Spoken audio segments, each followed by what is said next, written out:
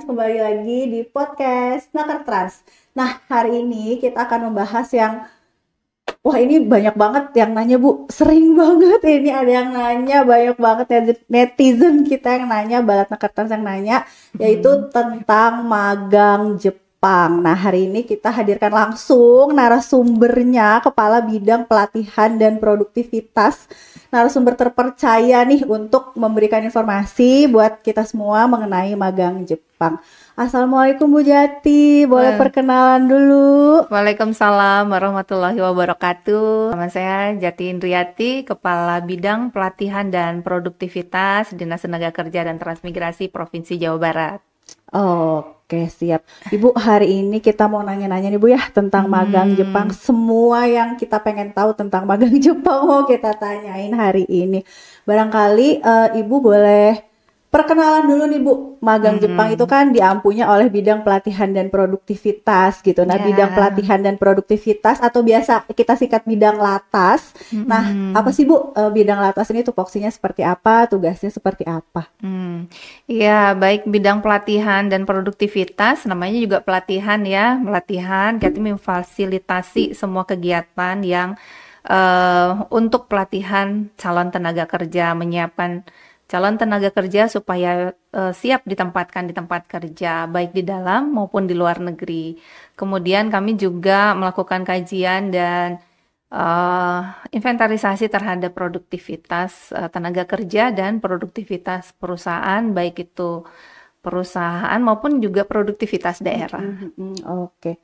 Nah, berarti melatih tadi salah satunya melatih menyiapkan tenaga kerja itu salah satunya melalui magang begitu ya Bu. Betul. Yang salah satunya adalah magang Jepang begitu ya. Nah, mungkin bisa dijelaskan Ibu magang Jepang tuh seperti apa sih Bu? Apa program magang ke Jepang itu seperti apa? Nah, itu karena definisi magang itu adalah bagian dari proses pelatihan, bukan bagian ya. Memang magang itu adalah merupakan proses pelatihan yang baik itu di dalam maupun di luar negeri. Nah, yang sekarang ini sedang banyak dan memang membuka peluang banyak itu adalah di Jepang. Jadi kalau magang itu nggak ada di Indonesia, ada di dalam negeri juga ada. Cuma memang ini magang Jepang ini sedang banyak permintaannya ya, baik peminatnya dari Indonesia juga kita banyak, maupun permintaan dari Jepangnya juga banyak begitu. Berarti tujuan dari program magang Jepang ini tuh sendiri apa Bu? Jadi sebenarnya ini adalah program yang sudah dilaksanakan lama gitu ya oleh kementerian dari tahun 90-an. Ini program adalah tujuannya untuk bagaimana menambah ilmu pengetahuan. Jadi anak-anak kita belajar di magang di Jepang, kemudian mereka bisa berlatih baik itu di industri maupun di pekerjaan-pekerjaan lainnya, kemudian dengan harapan bahwa mereka balik lagi ke Indonesia, mereka akan menerapkan ilmunya selama di sana begitu. Oke, berarti kalau untuk program magang sendiri karena mungkin berbeda dari bekerja langsung gitu ya Bu. Nah, siapa saja sih yang bisa mengikuti program magang Jepang ini gitu? Apakah ada batasan usianya atau pendidikannya atau syarat khususnya untuk mengikuti magang Jepang ini biasanya yang seperti apa gitu? Ya, jadi sebetulnya magang ini tidak terkendala pria saja, tetapi pria dan wanita juga ya. Kemudian usia juga sebetulnya kalau Jepangnya sendiri tidak mematok usia maksimum, tetapi usia minimum ya. Oh iya. Ya, 18. Maksimumnya malah nggak ada Bu? Malah nggak ada, kalau minimumnya ada. Saya rasa perusahaan-perusahaan luar negeri juga sudah mulai begitu ya. Mereka tidak menyebut usia maksimal, tetapi usia minimum itu harus begitu. Nah, demikian juga dengan magang Jepang, tetapi kita juga mengukur nih ya kemampuan fisik dan sebagainya. Agak berat ya bekerja di Jepang. Ya, agak berat bekerja di Jepang sehingga disesuaikan dengan apa di sana program magangnya apa nih gitu. Kalau manufaktur itu sudah pasti ya laki-laki berbadan sehat begitu. Jadi secara fisik mentalnya juga harus lebih terlatih ya, seperti itu. Jadi secara umum sih itu ya usia tadi minimal 18 tahun, kemudian laki-laki dan perempuan semuanya bisa terbuka. Kalau untuk pendidikan berarti usia 18 tuh minimal SMK Ya, atau SMA gitu ya Bu. sudah lulus SMA dan SMK itu diwajibkan sih ya. Kalau untuk persyaratan khusus lainnya biasanya tergantung dari lowongan magangnya di sana Ya, begitu. betul. Nah, Balatna Kertas yang pengen tahu persyaratan khususnya mungkin berbeda-beda ya Bu, kayak untuk manufaktur beda, untuk job yang lain berbeda, itu nanti bisa komentar di bawah pengen tahu persyaratan khusus untuk magang Jepang apa, nanti kita jawab. Nanti Bu Jat yang jawab. Ya. Oke, Bu. Mungkin tadi ditambahkan ya karena di sana juga kan secara iklim berbeda dengan kita. Jadi selain usia, kemudian jenis kelamin tidak dibedakan, tapi yang penting tuh sehat ya, sehat kitanya secara fisik. Kemudian juga berlatih, terutama karena di sana kan nggak ada sedikit Gojek, nggak ada ya. Sedikit Gojek di sana kemana-mana jalan. Iya, kemana-mana jalan ya. gitu dari stasiun ke stasiun, LRT, bis dan sebagainya, yaitu terutama di fisik sih ya, karena musim dingin juga dingin banget gitu ya, nggak seperti di kita. Nah itu lebih ke fisik, kesiapan mental terutama karena tinggal di negeri orang yang semuanya sudah otomatisasi gitu. Jadi kita juga harus belajar kayak ke toilet, hal-hal yang kecil ya bikin kadang-kadang tidak terbiasa dengan fasilitas-fasilitas umum itu sih. Berarti tadi Ibu menyinggung fisiknya harus sehat gitu ya Bu. Itu biasanya berarti ada tes untuk ketahanan fisiknya untuk magang Jepang itu. Jadi ya tadi MCU. Jadi untuk semua jurusan itu pasti akan ada tes MCU. Medical check up. Ya, medical check up-nya ya. Semua dicek itu, kalau dinyatakan sehat dari medical check up tersebut, maka bisa berangkat setelah mengikuti persyaratan lainnya seleksi yang lainnya. Ya, gitu betul. Ya. Berarti memang fisiknya harus kuat ya Bu, nggak kayak di sini. Dikit-dikit Gojek, capek beli makan, dikit-dikit GoFood. Habis uangnya atau nombok. Nggak ada malah ya. Nggak ada malah di sana ya, harus kuat, harus jalan, harus kuat kemana-mana. Oke Ibu, nah sekarang untuk pintu-pintunya nih Bu, tadi kan Ibu menyinggung ya ada yang programnya dari kementerian gitu, mungkin ada yang kebetulan tuh lagi banyak ditanyakan Bu, karena ada beberapa balai dari kementerian itu sudah mulai membuka program magang yang bekerja sama dengan IM Jepang gitu, begitupun di dinas kabupaten dan kota di Jawa Barat. Nah gitu, barangkali Ibu bisa ceritakan nih ke kita sebenarnya pintu-pintu magang atau jalur-jalur kita mau magang ke Jepang tuh apakah yang dari pemerintah saja atau misalnya ada jalur-jalur lain yang bisa kok ditempuh yang bukan jalur dari pemerintah gitu barangkali Bu, untuk pintu-pintu masuk pintu-pintu magang ke Jepang nih ada apa aja sih? Ya. Jadi magang Jepang itu bisa lewat jalur pemerintah yang tadi. Jadi pemerintah Jepang menunjuk satu institusi namanya International Manpower. Oh, IM itu International Manpower itu ya. IM itu diberikan kewenangan untuk mencari calon-calon tenaga kerja di luar Jepang, salah satunya adalah Indonesia. Nah, IM ini sudah ber-MOU dengan Kementerian Tenaga Kerja Republik Indonesia ya. Jadi sehingga Kementerian Tenaga Kerja itu menyebarkan informasi ke semua provinsi, ke lembaga, ke institusi, siapa yang mau melaksanakan seleksi magang Jepang ini. Rekrutmen betul.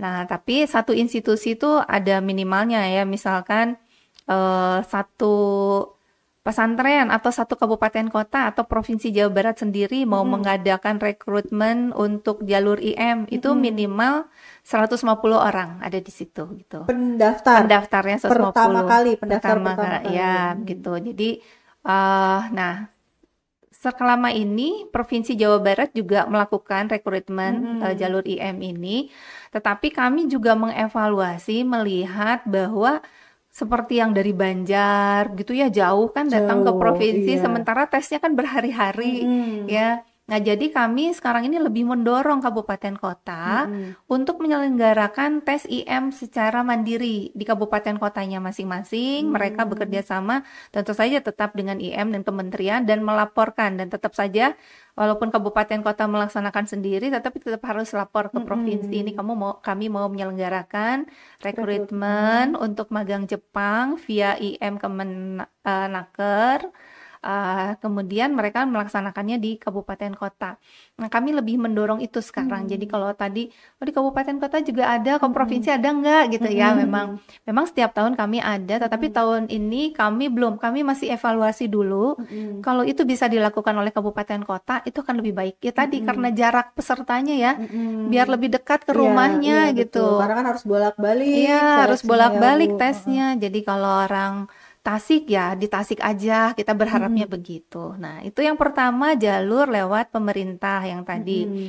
Yang kedua, itu adalah jalur swasta ya, yang dilaksanakan oleh lembaga pelatihan kerja yang sudah memiliki izin sending organization. Jadi mereka ini, LPK-LPK ini punya izin dari Kemenaker untuk mengirimkan magang tidak hanya ke Jepang sebetulnya.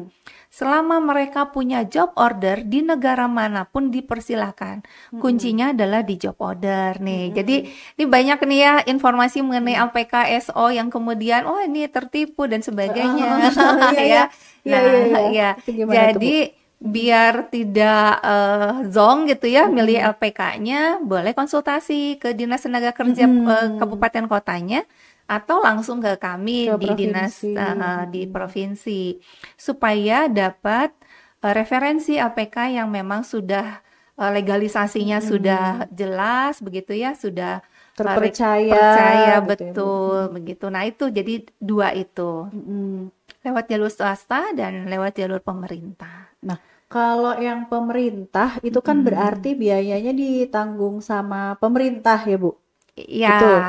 Gratis gitu. Betul, tes dan sebagainya, kecuali untuk pengeluaran pribadi ya. Jadi untuk paspor, kemudian medical check up, makan dan minum selama proses rekrutmen, tempat tinggal, rekrutmen itu ditanggung oleh peserta. Nah, makanya tadi kami menyarankan di titik-titiknya didekatkan ke masyarakat ya, supaya makan minumnya jadi enggak biaya makan minumnya. Berarti tadi kalau melalui LPK Standing Organization atau LPKSO itu berbayar pribadi begitu ya, Bu ya? Berbayar pribadi, betul. Jadi boleh nyebut angka mungkin ya? Boleh, mungkin penasaran juga ya. Penasaran juga kan Bang Kertas berapa sih kira-kira untuk persiapan kita magang ke Jepang gitu ya, Bu. Jadi supaya ini juga menjadi pengetahuan umum, sebetulnya dengan 30 sampai 35 juta. Ini sudah menjadi konsensus para LPK SO. Kalau ada penambahan lain mungkin nanti harus ditanyakan ya. Itu sudah include biaya pelatihan ya, pelatihan bahasa Jepang dan sebagainya gitu. Sampai berangkat ya, sampai mereka dapat job ordernya, nah, sampai dapat kontrak gitu, segitu. Itu kira-kira pelatihannya berapa lama tuh, Bu, kalau di LPKSO? Kalau rata-rata sih 6 bulan ya. Oh, berarti biaya segitu mengcover 6 bulan pelatihan. Ya, di asramanya, di asrama LPK-nya gitu, jadi boarding. Tapi tergantung juga kemampuan si anak untuk bisa belajar bahasa dengan cepat. Oh iya. Beda-beda. Betul. Beda-beda. Waktu belajarnya biasanya. Iya, betul. Jadi tapi rata-rata itu 6 bulan dan memang harusnya 6 bulan sudah bisa lah gitu. Nah, ini barangkali sebelum kita masuk ke tahapan seleksi ya, Bu, ada pertanyaan juga mumpung lagi bahas LPKSO. Memungkinkan nggak, Bu, kalau misalnya dari masyarakat umum berarti kan mau pelatihan di LPKSO, mau untuk berangkat magang ke Jepang, itu tadi biayanya 30 sampai 35 juta. Nah, itu apakah sering ada yang nanya, Min ada dana talang nggak? Min atau boleh pinjam dulu kemana nggak? Nah, itu ada nggak, Bu, kira-kira? Ya, jadi si sebetulnya fasilitas itu? Nah, jadi sebetulnya LPK-LPK SO ini menyiapkan dana talang biasanya mereka bekerja sama dengan bank. Bang. Ya, Mm-mm. jadi biasanya anak itu DP-nya aja dulu mau 5 Mm-mm. juta atau 7 juta begitu ya tergantung LPK-nya. Mm-mm. Sisanya itu dengan bank. Nanti setelah bekerja, setelah dapat job order dan sebagainya, kan setelah mereka berangkat itu dicicil ke bank Mm-mm. tersebut. Mm-mm. Jadi clear gitu ya kalau dengan institusi perbankan Mm-mm. gitu itu. Berarti itu harus dikonfirmasi ke LPK-nya ya Bu ya, ada Betul, atau ada tidak atau fasilitas tidak, itu. ya. Karena yang bekerja sama dengan bank itu kan LPK-nya, LPK-nya biasanya gitu betul. ya. Nah, gitu ya Balat Trans bisa ditanya ke LPK-nya. Kalau misalnya yang tadi magang Jepang memang yang dari IM atau program pemerintah itu memang seluruhnya gratis kecuali tadi ya Bu yang pengeluaran pribadi kayak misalnya lagi seleksi itu kan pasti bolak-balik berhari-hari itu yang ongkosnya tidak kita tanggung seperti itu ya atau misalnya Balatna Trans seleksinya di Banjar tapi rumahnya di Sumedang misalnya itu kan agak jauh nah itu bisa itu tempat tinggalnya atau pengeluaran pribadinya selama menjalani seleksi itu tidak ditanggung tapi biaya yang lainnya itu ditanggung pemerintah gitu ya Bu kecuali kalau memang LPK berangkat dengan biaya sendiri itu dari biaya sendiri dan untuk dana talang bisa dikonfirmasi ke LPK-nya masing-masing gitu ya Bu. Betul. Nah, tapi Oke. ada tambahan nih, Ada tambahan lagi. Iya, berita gembira ya. Berita Tahun gembira. ini pemerintah Provinsi Jawa Barat memberikan stimulan kepada anak-anak yang memang sudah punya job order nih untuk bekerja di Stimulan Jepang. itu berupa Stimulannya berupa uang, Wah, 5 dana juta. gitu ya, Bu. Ya, 5 juta yang kami serahkan nanti ke LPK-nya supaya itu menjadi mengurangi dana anak tersebut untuk bisa berangkat ke Jepang. Tapi subsidi gitu ya, ya, Bu ya. subsidi betul begitu. Nah, ini juga Provinsi Jawa Barat akan melaksanakannya di tahun ini untuk 750 anak untuk di tahun ini. Mudah-mudahan bisa berkembang, bertambah banyak ya di tahun-tahun berikutnya. Karena ini tahun pertama ya, Bu, kita Iya, ya. betul. Nah, untuk si peserta 750-nya itu kriteria yang bisa mendapatkan dana stimulan itu yang seperti apa, Bu, kalau yang sekarang? Nah, itu kami serahkan ke LPK-nya. Jadi kami memverifikasi LPK, kemudian LPK yang sudah terverified dan menurut kami baik, bagus begitu ya. Nah, itu akan kami berikan lewat LPK-nya. Jadi tadi syaratnya apa? Mereka harus sudah punya job order, artinya sudah berkontrak dengan Jepang. Jadi minimal mereka sudah punya basis bahasa Jepang, kemudian terdaftar di LPK tersebut, ya di LPK yang nanti akan mendapatkan dana talang tersebut. Kemudian apa namanya? Pemberangkatannya tidak lebih dari Desember 2025. Karena ini target kami memberangkatkan 750 orang magang ke Jepang di 2025 ya. Ini menyangkut anggaran tertib administrasi juga sih. Iya, seperti itu. Berarti sekarang untuk yang tahun ini ya Bu, mudah-mudahan tahun depan ada perkembangan lagi untuk dana-dananya. Nah, yang untuk tahun ini berarti yang mendapatkan kriteria untuk mendapatkan dana stimulan 5 juta itu bisa dibilang udah setengah jalan ya Bu, udah karena kan Desember harus berangkat. Mungkin berarti sekarang sudah dalam tahap dianya punya job order atau mungkin sudah melaksanakan pelatihannya di LPK-nya seperti itu ya Bu. Nah, nanti itu yang LPK-nya terpercaya, portofolionya bagus, sudah diverifikasi sama Disnaker yang diberikan dana talang tersebut untuk 750 anak begitu. Nah, begitu Balat Nakertan, siapa tahu kalian saat ini lagi latihan di LPK-nya dan menjadi kandidat nih sebagai penerima dana stimulan dari Pemprov Jabar ya Bu. Oke, selanjutnya tadi karena Bu Jati menyinggung ada dua jalur ya Bu, yang IM dan yang swasta atau melalui LPK itu untuk tahapan seleksinya Bu, untuk tahapan seleksi baik melalui IM atau melalui LPK itu tahapan seleksinya ada perbedaan nggak Bu? Atau kira-kira apa saja sih tahapan seleksinya dari dua jalur tersebut? Secara detailnya pasti ada perbedaan ya karena tergantung job ordernya. Kalau IM itu kan karena lebih fokusnya kepada manufaktur, jadi fisik itu sangat diutamakan. Tapi untuk di LPK mungkin mereka ada yang job ordernya di pengolahan makanan atau juga di perawat begitu ya. Fisik menjadi tidak terlalu hal yang utama betul gitu ya. Tetapi secara umum tadi bahwa kemampuan matematika itu tes matematika pasti ada. Oh, ada tes matematika. Pasti tes matematika itu ada. Itu adalah untuk mengukur kemampuan logika mungkin ya, literasi. Logika dasar ya, Bu ya. Iya, literasi numerasi kita seperti apa. Nah, itu jadi berlatih matematika sebenarnya matematikanya juga dasar kan ya. Karena hanya untuk melihat logika berpikir aja. Kemudian memang rata-rata itu ada minimal tinggi badan 158 gitu ya. Tapi kadang-kadang Untuk laki-laki dan perempuan berbeda nggak, Bu? berbeda. Perempuan biasanya 155, tetapi itu tergantung juga ya jenis pekerjaan di sananya, di Jepangnya. Jadi kemudian juga lulus SMK lebih mudah karena sudah punya sertifikat kompetensi. Tetapi kalau lulusan SMA dan masuk LPK itu sudah pasti dapat sertifikat kompetensinya dari LPK. Jadi jangan khawatir juga begitu ya. Jadi SMA, SMK sama-sama. Nah, ini jangan ada cacat fisik, itu udah dipastikan ya. Jadi kemudian juga biasanya harus tidak buta warna, kemudian juga bersih dari tato ya, seperti itu. Tindik-tindik dibuka dulu ya kalau ada tindik-tindik, tapi biasanya kalau ada bekas tindik ada beberapa perusahaan yang nggak mau juga, ya. Gitu. Nah, itu umumnya sih sehat jasmani lahir batin ya. Ya penting dimention, benar, Bu. Kemudian fisik baik, dan itu dibuktikan dengan medical check up.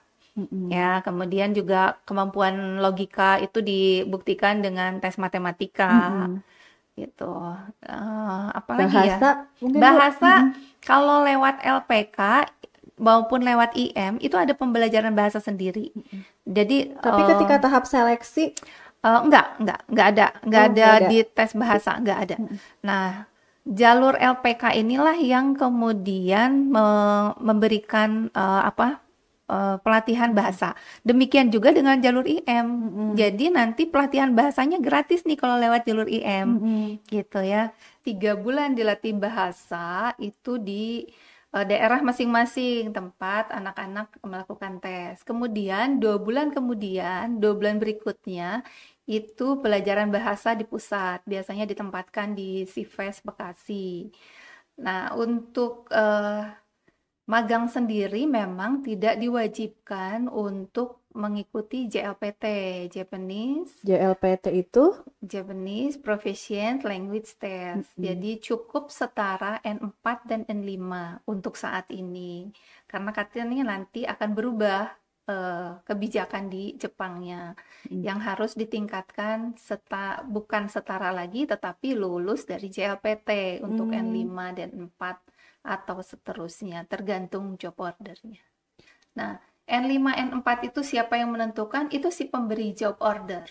Dari pemberi job order di Jepangnya mengharuskan, biasanya kalau pekerjaan yang tidak berhubungan langsung dengan manusia itu lebih rendah kemampuan bahasanya tidak masalah. Tetapi kalau seperti caregiver itu diwajibkan N3 karena itu berhubungan langsung dengan manusia ya, mengurus lansia atau merawat orang sakit seperti itu.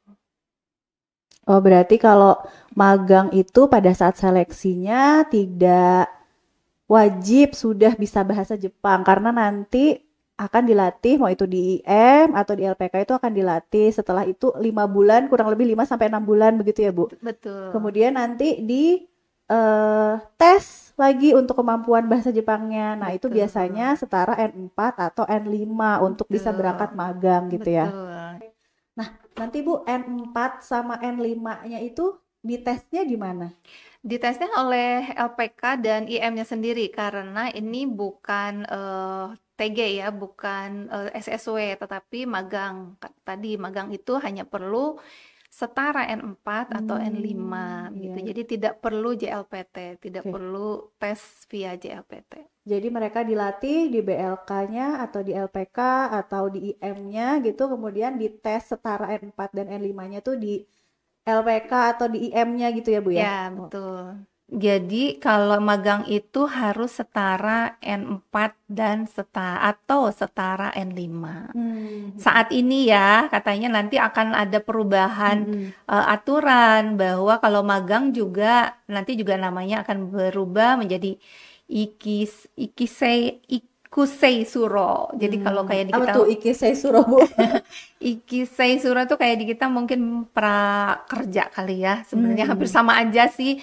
Cuma yang menjadi pembeda adalah kemampuan berbahasanya. Jadi nanti itu nggak boleh lagi setara N4, setara N5, tapi harus N5.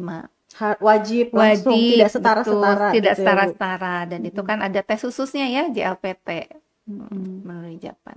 Oh, berarti kalau untuk kemampuan bahasa Jepang, Bu, kita dari seleksi tahap awal nih kan Nggak ada. udah ada yang nanya, Min harus bisa bahasa Jepang nggak minimal dasar atau dari nol sama sekali bahasa Jepangnya boleh ikut gitu?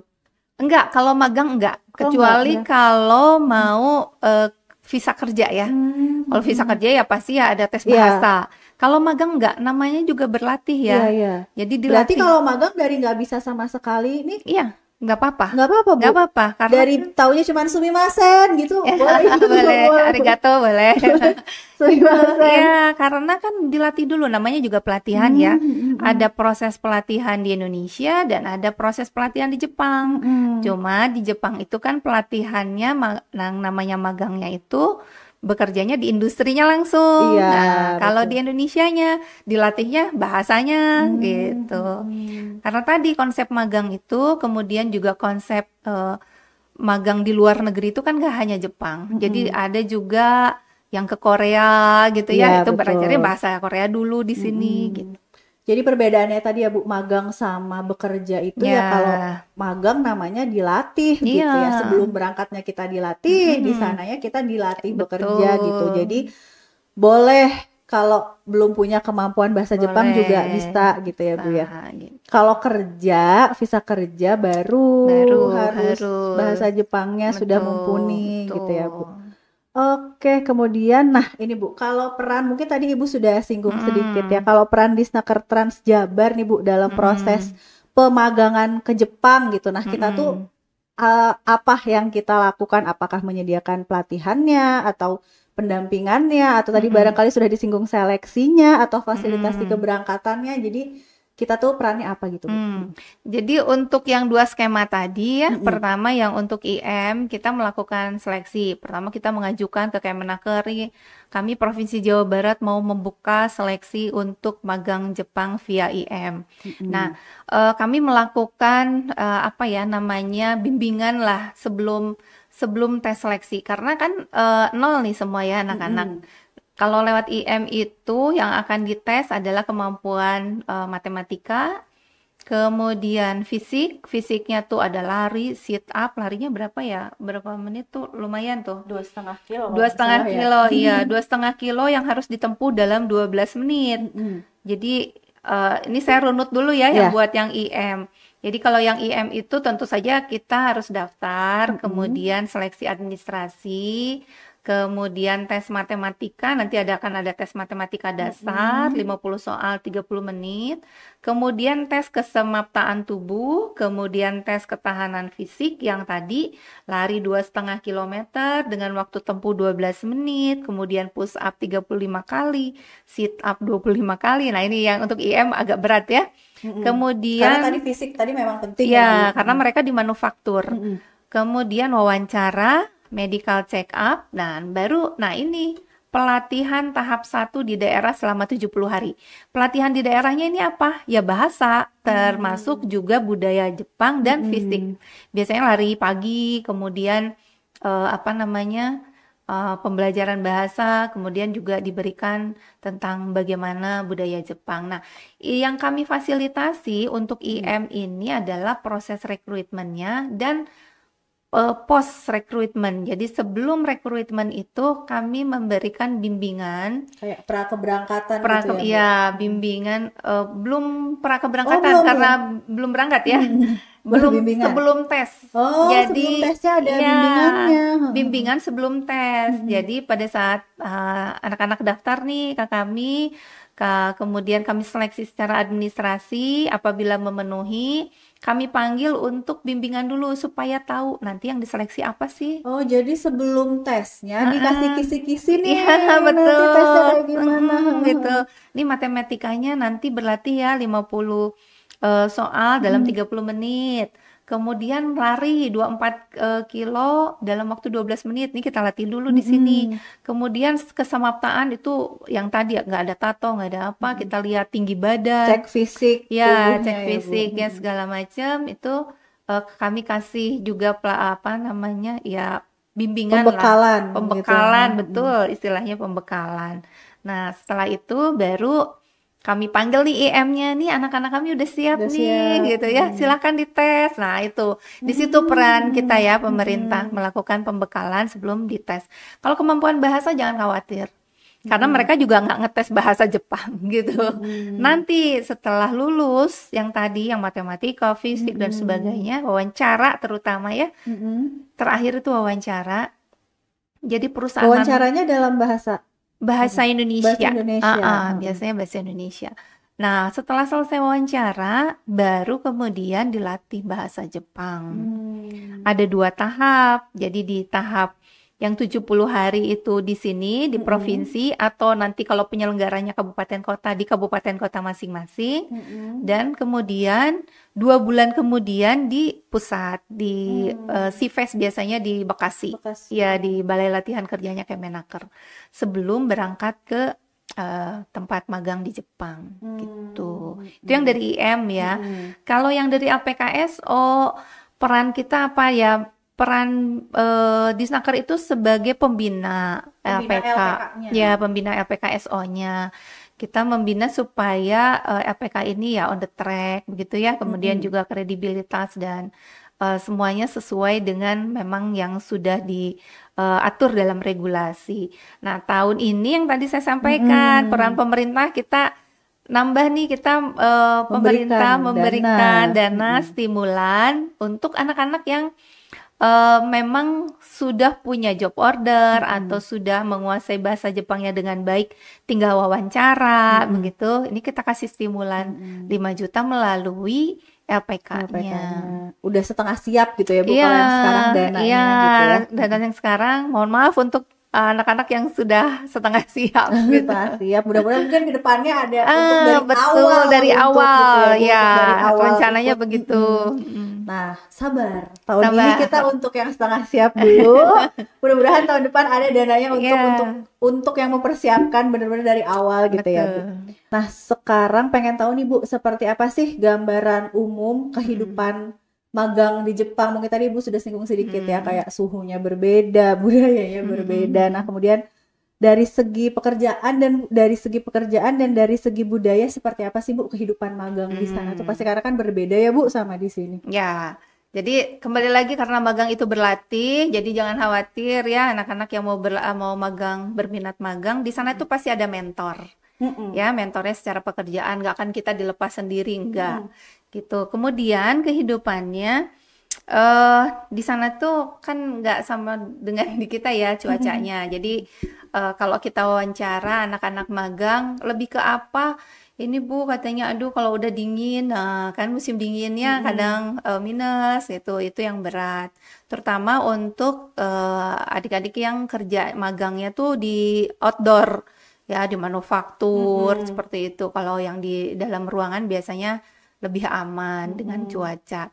Kemudian juga di sana ya itu tadi kita dituntut memang harus mandiri ya, harus bisa menyiapkan makanan untuk sendiri karena nggak mungkin jajan terus, mahal.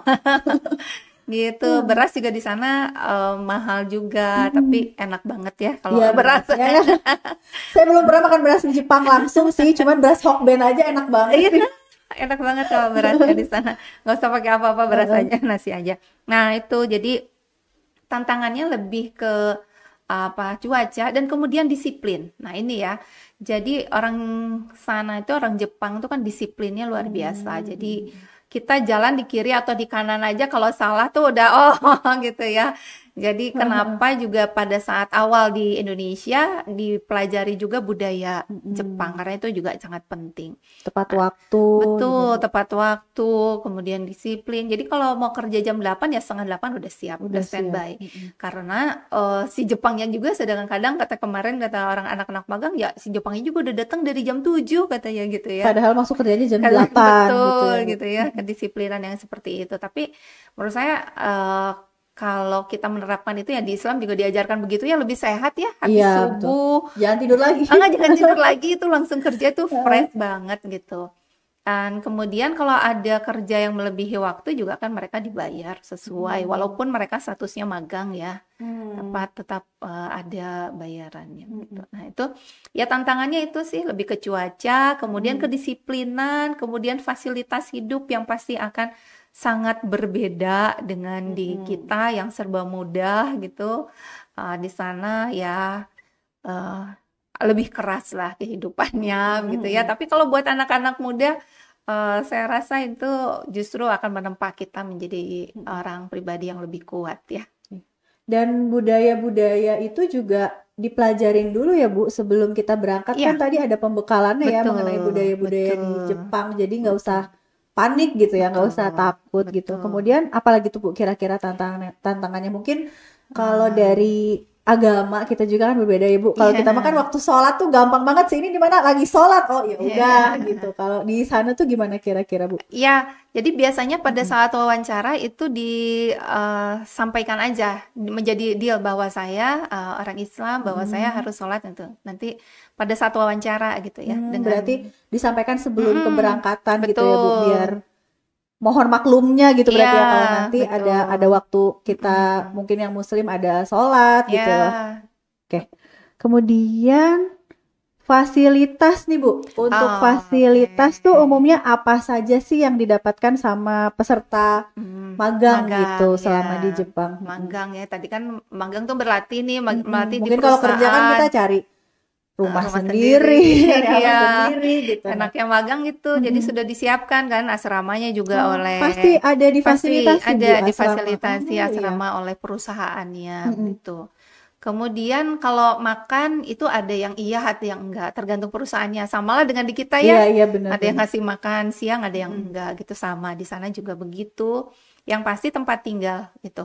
Itu sudah pasti disiapkan karena ini proses pelatihan menjadi bagian dari tanggung jawab si perusahaan melatih dan menyiapkan asramanya juga gitu. Itu tadi berarti kalau fasilitas tempat tinggal mah pasti disiapkan Pasti gitu ya. dan antar jemput juga beberapa perusahaan itu menyiapkan antar jemput. Ya, kebanyakan sih begitu. Karena asramanya mereka kan terpusat di satu tempat, jadi mereka jemput ke tempat kerja. Jadi nggak ada ongkos gitu ya. Iya, berarti untuk biaya hidupnya minim gitu ya Bu, karena Iya, makan aja paling makan juga kadang ada yang dikasih ya siang-siang di kantornya gitu. Oke, baik, tadi udah disinggung berarti tempat tinggal kita dikasih ya Bu, difasilitasin, kemudian beberapa perusahaan ada yang antar jemput. Tadi juga Ibu singgung kalau lembur dibayar sesuai ketentuan. Nah, kalau untuk kerja kan kita dapat gaji nih Bu. Nah, untuk magang tuh kira-kira hak-hak atau fasilitas-fasilitas, kurang lebih hak dan kewajiban atau fasilitas yang didapat sama peserta ini apa Bu? Ya, ini juga kan diatur di dalam undang-undang ya, baik undang-undang di Indonesia maupun di luar, bahwa magang itu walaupun berlatih, mereka wajib dikasih uang saku. Wajib ya. Wajib dikasih uang saku. Namanya uang saku ya, bukan gaji dalam Nakertrans, beda. Beda, karena kita sedang berlatih ya, gitu. Kemudian ini nggak hanya di luar negeri ya, nggak hanya di Jepang ya, di dalam negeri juga begitu. Kalau kita magang wajib ya memberikan uang saku si pemberi magang itu. Uang saku, transport dan uang makan. Itu 3 komponen itu wajib untuk semua pemagang yang harus diberikan oleh perusahaan yang memberikan magang. Nah, itu. Kalau di Jepang, bedanya di nominal mungkin ya. Nah, baru mau nanya nih, di spill boleh nggak Bu kira-kira berapa nominalnya? Iya, jadi kalau nominal di sana itu paling kecil itu di 100.000 yen. 100.000 yen itu ya hampir 11 jutaan lah ya kalau kurs sekarang. Ya, sebulan. Itu uang sakunya. Itu uang sakunya. Itu yang paling kecil ya. Rata-rata sih di 12 sampai 15 juta. Ya, 120.000 sampai 150.000 yen. Ya, 120.000 sampai 150.000 yen. Itu sudah termasuk tadi Bu, uang transport dan uang makan. Ya, sudah termasuk. Kurang tapi lebih yang segitu ya gitu kurang ya. lebih begitu. Tapi tadi ya macam-macam. Ada yang transportnya kemudian ditanggung oleh Antar jemput perusahaan gitu ya. gitu, macam-macam.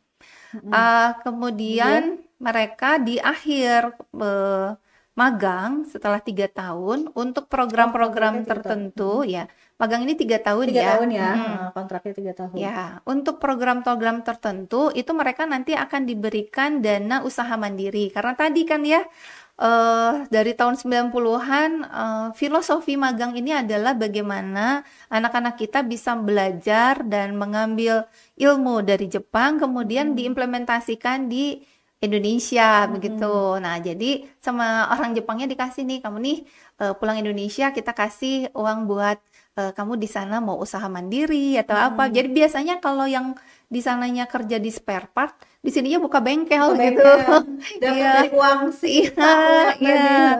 Uang sakunya lumayan besar ya, 500.000 sampai 900.000. Jadi 50 juta sampai 100 juta. Itu kayak bekal buat dia pulang ke Iya, Indonesia iya. gitu ya, Bu. Selain kita pasti anak-anak itu pasti bisa Nabung. nabung lah ya. Heeh. Dan rata-rata bisa loh nabung gitu ya, 3 sampai 4 juta setiap bulan tuh. Kalau yang Itu nggak boros. kira-kira tuh berapa? Bicara boros nih, Bu. Kira-kira dari tadi uang saku yang didapatkan dan uang take home pay lah anggap ya. Itu biaya hidup di sananya tuh kisaran berapa, Bu, kira-kira? Kisaran di 70 sampai 80 ya, Berarti dia masih 70.000. bisa saving Masih lumayan juga ya, Bu ya. 30 sampai 40.000 ya. Gitu, 4 jutaan, 3 juta, 4 juta saving. Iya masih Ya, makanya cukup banget buat ditabung ya, Bu ya. ya Selain sebulan nanti segitu.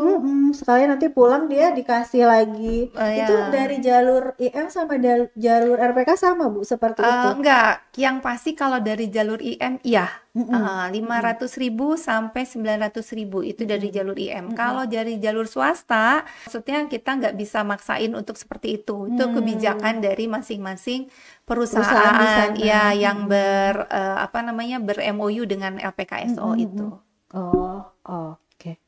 Itu lumayan ya, Bu ya, untuk baru lulus SMA gitu ya, Iya, hitungannya iya. bekerja magang di luar negeri, pulang bisa buka bengkel. Iya, bisa buka bengkel. Atau usaha yang lain sesuai dengan di sana dia kerjanya apa sesuai gitu ya, Bu. apa. Nah, oke, bicara tadi pulang, nah apa sih, Bu, manfaat yang didapat sama peserta? Tadi mungkin sudah disinggung untuk ada uang kadeudeung bahasa Sundanya mah ya, Bu. Kadeudeung. Terus apa saja sih yang manfaat buat peserta nih setelah selesai magang, baik dari sisi finansial, keterampilan, ataupun networkingnya mereka sendiri gitu. Nah, selain dana usaha mandiri tadi, ya mereka juga kan pasti skillnya tuh udah terasah nih 3 tahun di sana, ya. 3 tahun di sana terasah dengan kedisiplinan yang tinggi, dengan etos kerja yang luar biasa, begitu. Nah, di sini bisa berbagai profesi bisa dilakukan. Kan di kita juga banyak ya PMA Jepang tuh.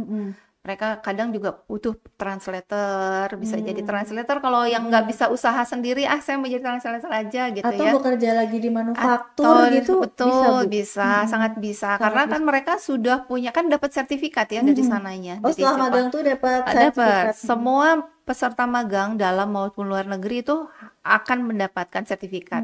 Karena mereka namanya tadi berlatih. Iya, Iya. itu modal juga ya, Bu, untuk Modal. bekerja apa yang alumni magang Indonesianya aja pasti punya ilmu gimana yang magang dari Jepang Nah, gitu ya. itu dia. Berarti bisa banget untuk bekerja di Bisa pulang ke sini banget. dia bisa buka usaha tadi ada Iya. modalnya, kemudian bisa juga bekerja di perusahaan yang sesuai sama keterampilannya dia sebelumnya gitu Jadi ya. akan membuka celah pekerjaan berikutnya yang lebih luas. Iya, membuka jaringan Betul, dia gitu membuka ya, Bu. jaringan juga. Kenal juga kan jadi sama orang-orang Jepang di sana. Nah, ini juga banyak. Yang kemudian mereka akhirnya balik lagi ke sana gitu untuk bekerja. Bu, apakah peserta bisa melanjutkan karir di Jepang setelah program magangnya selesai? Kan tadi Ibu bilang kontraknya 3 3 tahun. tahun. Nah, memungkinkan nggak apa kontraknya diperpanjang? Apa dia pulang dulu terus berangkat lagi? Apa pulang dulu ke sana dia jadi bekerja, bukan magang gitu? Cerita-cerita selama ini gimana, Bu? Ya, karena kalau pelatihan itu kan ada limit waktu Iya, ya. betul. Masa berlatih terus-terusan? Masa latihan terus nggak Nggak kerja gitu? kerja gitu. Nah, batas waktunya adalah 3 tahun untuk magang di Jepang ini. Kemudian biasanya kalau sudah majikannya atau perusahaannya udah cinta gitu ya, udah senang, mereka suruh balik lagi. Tapi itu tergantung kepada pribadi masing-masing juga. Nah, sangat bisa kembali lagi, tetapi tetap harus pulang dulu ya ke Indonesia. Mengakhiri program magangnya dengan kembali dulu ke Indonesia, membenahi secara administrasinya, kemudian mereka apply lagi sebagai Tuketigino, TG ya biasa kita sebut. Itu Jadi apa tuh Bu? special skill worker. Jadi mereka kan sudah punya Sertifikat sertifikat keahlian. tadi, iya. Bahasa Jepangnya juga udah lebih bagus dong, udah Iya, 3 tahun udah 3 dipraktekkan sama orang Jepangnya langsung gitu ya. Nah, jadi mereka kalau Tuketigino ini atau SSW ini harus lulusnya tidak lagi setara, tapi harus N3, N4, N5, tergantung jenis pekerjaan di sananya ya, di Jepang ya, mana yang mau di-apply-nya. Biasanya kan jaringannya nggak jauh-jauh dari waktu mereka magang. Kalau industri otomotif ya biasanya di otomotif lagi begitu. Nah, mereka pulang dulu, memiliki dulu sertifikat yang N4, N5 atau N3 tadi, kemudian bisa balik lagi ke Jepang. Sangat bisa, dan kebanyakan begitu. Sangat mungkin Sangat berarti ya Bu. Jadi jangan khawatir misalnya nanti pulang saya jadi apa? Ya mau wirausaha boleh, Ya, atau dia pulang dulu membenahi administrasi tadi ya Bu, karena secara visa berbeda, Betul. secara tadi bekerja mah harus punya wajib N4, berarti dia harus lulus dulu di sini, uji kompetensi untuk bahasa dulu di sini, baru membenahi, melengkapi administrasi, baru bisa ngelamar lagi ke Jepang gitu ya Bu ya. Dan sangat mungkin banyak yang seperti itu ya Bu. Karena kan jaringannya sudah terbentuk ya 3 tahun di sana. Sangat dimungkinkan. Oke, kemudian mungkin sudah terjawab hampir semuanya ya Bu mengenai magang Jepang. Ini kita lebih ke ada pesan nggak atau harapan nih dari Bu Kabit untuk warga Jabar yang tertarik mengikuti magang ke Jepang tahun 2025 ini? Mungkin dari tahun-tahun kemarin juga udah menyiapkan kan ya Bu, apalagi yang udah mau lulus tuh nanya sering ada aja pertanyaan kayak Min magang Jepang kapan, apa yang harus disiapin gitu. Ya. Nah, ini adik-adik semua, kami membuka kesempatan yang seluas-luasnya ya, bisa berbagai jalur, carilah informasi. Kalau tadi informasinya tidak bisa didapat di takut kalau di Facebook dan IG dan sebagainya kurang akurat, begitu bisa datang ke dinasnya masing-masing. Harapan kami sih sebetulnya lebih banyak lagi yang belajar di sana. Magang itu kan belajar ya, berlatih itu kan belajar begitu. Belajar di sana kan kata itu juga ya di Islam juga ya. Carilah ilmu sampai ke negeri Cina ya. Jadi ini ganti, carilah ilmu sampai ke negeri Jepang begitu. Karena di sana tuh luar biasa banyak yang banget yang bisa kita pelajari dari budayanya, dari kebiasaan hidupnya yang luar biasa lah, sangat menurut saya sangat Islami sebetulnya ya. Jadi harapannya jangan takut dengan mendengar berita-berita miring. Enggak, sukses story-nya tuh banyak, sangat banyak.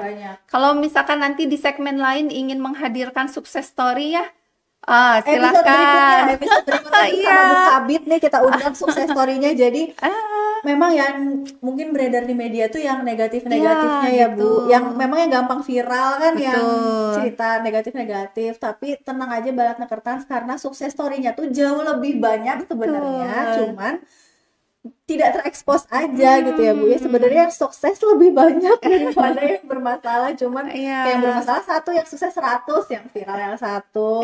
Benar Bu Kabit, nanti kita bisa undang barangkali ya Bu untuk sukses story-nya. Silakan. Peluang di sana itu lebih luas, itu adalah realitas. Ya, seperti kita tahu, peluang kerja di Indonesia itu tidak berbanding dengan pertambahan penduduknya. Jadi yang lulus ratusan ribu, peluang kerjanya hanya puluhan ribu saja. Ya, industri-industri. Kalau di sana peluang kerjanya mungkin ratusan ribu, tetapi pertumbuhan penduduknya zero. Ya, kan sudah banyak anak muda yang tidak mau menikah, tidak mau punya anak gitu. Jadi mereka aging population. Malah beberapa orang bilang, mereka kayaknya mau punah di bentar lagi gitu. Jadi ini juga effortnya negara Jepang nih mengajak, ayo pada nikah dong, pada punya anak lah gitu. Nah sebetulnya ini adalah momen bagus untuk Indonesia. Kenapa? Karena mereka tuh sangat suka dengan orang Indonesia, orang Myanmar gitu ya.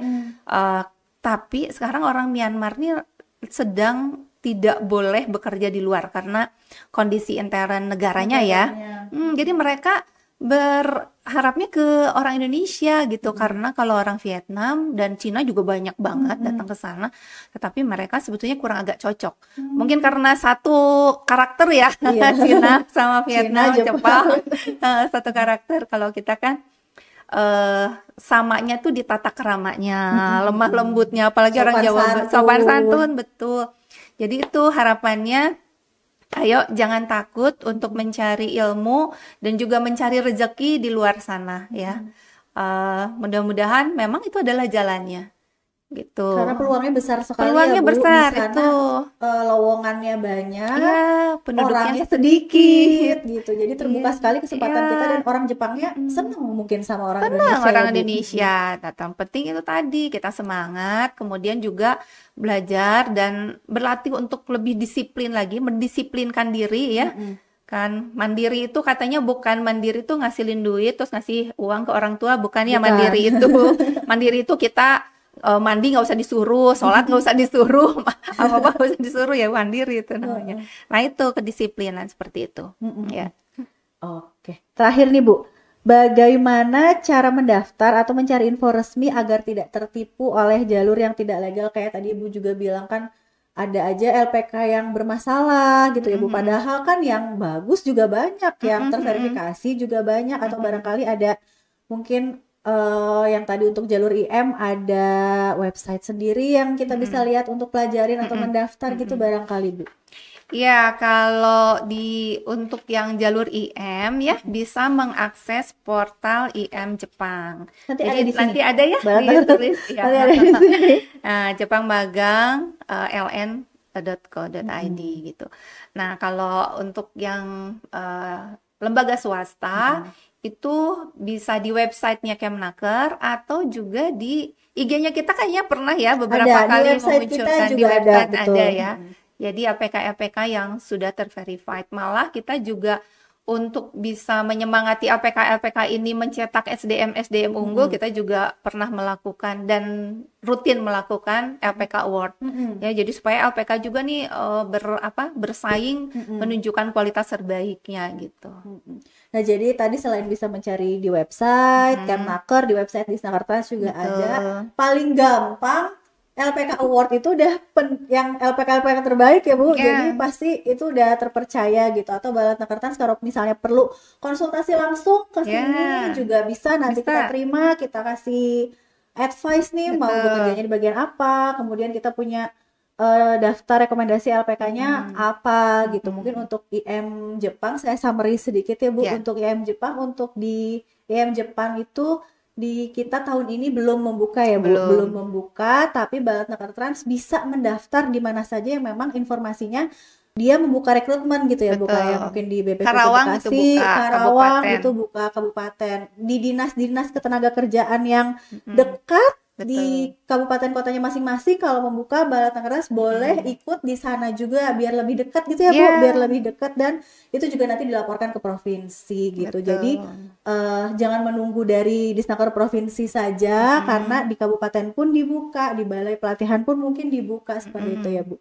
Gitu. Ada lagi Bu Kabit barangkali yang mau disampaikan nih buat Balatnakertrans? Ya, semangat ya. Jadi kembali lagi, ayo kita mari belajar ke manapun kita mencari ilmu yang selama itu baik. Kemudian juga jangan takut untuk kita membuka diri dengan daerah-daerah yang baru atau suasana baru begitu ya.